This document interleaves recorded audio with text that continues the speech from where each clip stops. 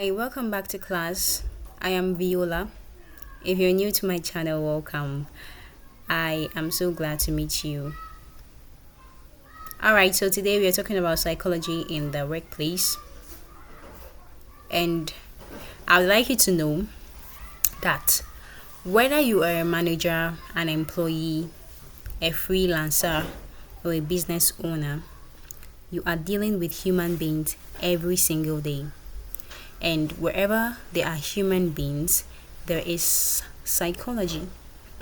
So in this class, we are looking at exactly where it lives in the professional life and what understanding the psychology actually give you. Okay, so we see psychology in recruitment. Alright, we see it live in behavioral assessment, structured interviews, personality profiling, everything I mentioned. Psychology is there. Psychology plays a huge role in them because each of the what should I say now? The techniques that I used, or should I say the processes that I used for recruitment, are all having one or two or three, four, five psychology techniques being used, or psychology knowledge being used for them. Alright, we also see psychology live in leadership. So, psychology is present in how leaders motivate, how they communicate, how they give feedback, build trust, and manage conflict. How you do all these things is psychology. Alright, so whether you know it or not, psychology has a place, or should I say, plays a very huge role in how you interact with every person, how you study their behavior, how you assess them, how you do all these things and then gather it up and motivate them. You know how to motivate them through the way you studied the behavior of this person. You now know how to manage conflict and all that. And also psychology lives or is present in stress management. So, psychology helps you understand burnout, also pressure responses. You also know how to, recover from stress. Everything there is psychology knowledge at play.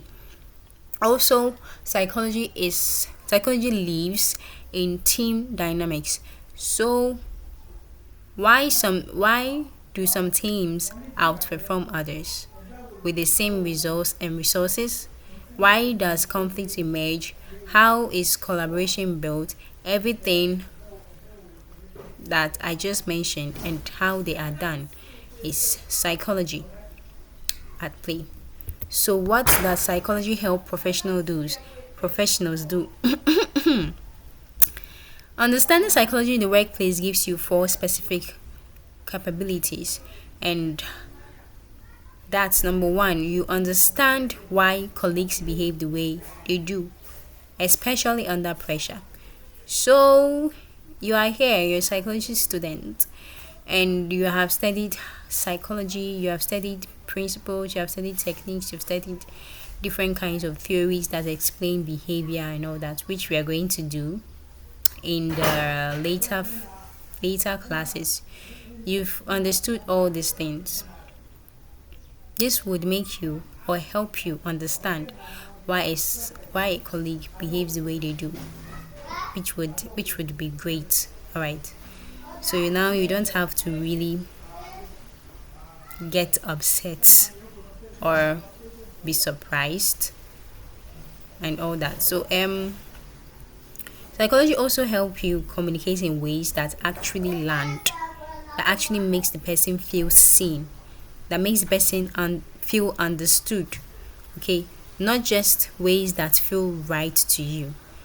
All right. Psychology also helps you know what genuinely motivates people. There is a branch of psychology. Should I call it a branch of psychology? Yes, I'll say it's a branch of psychology that is known as motivational psychology, right? Yes, yes. And it has beautiful theories of motivation. Beautiful. And we're going to learn it. We are going to learn it. It's so beautiful. Oh my god. Okay. So you know what genuinely motivates people beyond money and titles. Alright? Also, psychology helps you to make better decisions by recognizing your own cognitive biases before they mislead you. So these things I mentioned are not soft skills. No, they are not. They are the most practical tools in professional life. So here is a real life example. As we always do, a real life scenario. So a manager notices her best employee.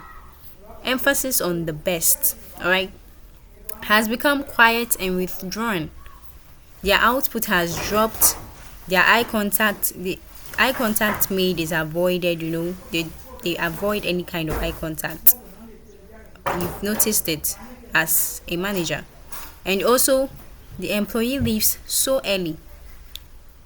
Maybe that's not how he or she was before. Before they interact with others, maybe they decide, oh, let me see what's left. They hang around a little bit, but now immediately they just get up and they leave. Nothing, no buys, no hellos, nothing. They just leave. All right. Now, a manager with psychological awareness would recognize this pattern as consistent with workplace stress or disengagement. While a manager without psychological awareness might assume that is an attitude problem or it's a performance issue and discipline is needed. A manager with psychological awareness would have or has a private, non-judgmental conversation with that employee, and she will listen actively. You're not just nodding your head, you are listening, you are taking every word into account, and you're looking at every action, okay? Every body, verbal action, every body movement, because all those things are communications. So, communication in a way. So, a person with psychology, a manager in this case with psychological awareness, will listen actively, and she will not try to fix anything at that point. That point is to listen attentively and actively to what the employee is saying. So now, as she listens actively, she sees that the employee would reveal a workload problem that has been building for weeks. Now she understands where the problem is, what is causing this behavior. You see, what is really beautiful is that the goals of psychology just played out in this right now. Okay, so observation went on. You have noticed as a manager, so that's, you've described a behavior right now, which is what I just described, right? And then you listen, you call for a conversation that is non-judgmental, and you listen, and then you get to know the cause of this behavior, which is the next goal of psychology: to explain a behavior. Why is the behavior happening? When will it occur? Under which conditions will it occur again? Okay, so now you found out the cause of the behavior. And what happens now? The employee has revealed this workload problem that has been building for weeks, and now it's easier to be resolved. It's easier to resolve this problem. So engagement is now recovered within 2 weeks. So now you have patterns, you've seen patterns, and you can predict what is going to likely happen if this employee continues to experience whatever it is that she's experiencing. So what do? Next, you control the situation as a manager with psychological awareness. Okay, and what did I say control is? What did I say control is? Put that in the comment section. All right, and then when you are done controlling the situation and it is resolved and engagement recovers within 2 weeks. So you see now there is this same situation and there are two different responses from a manager or two different managers. So one outcome saves a talented employee, because I told you that you should emphasize, oh my god, what am I saying? There should be an emphasis on the best employee to tell you that this person wasn't like this before.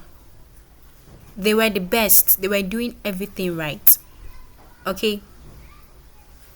So now, the manager with the psychological awareness has saved a talented employee, and the other one will lose them, because by the time you are a manager without psychological awareness and you think, oh, this is an attitude problem, she's trying to show me that she's big now. Oh no, we are giving her too much credit. Oh yes, I must deal with her. Discipline in place, right? You're going to lose that employee because they won't feel seen, they won't feel cared for. That's a human being. Okay, so the difference between these two outcomes was psychological awareness. You get it? Right now, let's go to our next thing, which is our key takeaway for this class.